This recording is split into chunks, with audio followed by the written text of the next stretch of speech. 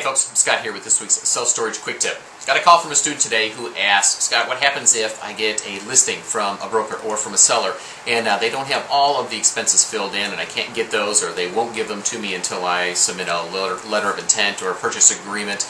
Well, there's a couple of ways that we can kind of fill in the gaps in some of the puzzle pieces. I've touched on some of the books like the Self-Storage Almanac in the past that we have at our disposal that we use, but there's also a couple other sources that you can look at on the web. One of which is going out to Marcus and Millichap's website. They specialize in commercial real estate, especially self-storage, and they do have some economics and some pieces out there that let you fill in the gaps to show you from what they've sold in the past and all the deals that they've underwritten, what some of the averages are for the expenses on self-storage facilities broken down across the country. Self-Storage Data Services Incorporated is another company that follows nothing but the self-storage industry and also tracks trends and metrics and various income and expenses for facilities all across the country. So does Integra Realty Resources. They're an appraisal company and they appraise facilities all across the country.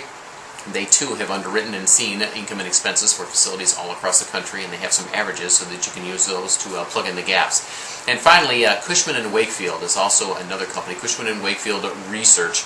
If you go to Self-Storage Economics, you'll find them, selfstorageeconomics.com, you'll find a number of different resources and tools available for you to use when underwriting these facilities. So don't fret if you've got some holes in the income and expense statement. There are some resources that you can go out to and kind of fill in those puzzle pieces and get you a little bit closer to where you need to be to determine what the facility is actually worth and what the true net operating income is.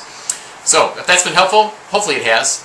If you want some more free information, head on over to selfstorageinvesting.com, pull down some of our free videos, sign up for our free video e-zine. We've got free reports, all kinds of other information over there, so head on over and we'll see you over there. With that, this has been Scott Meyers with this week's Self-Storage Quick Tip.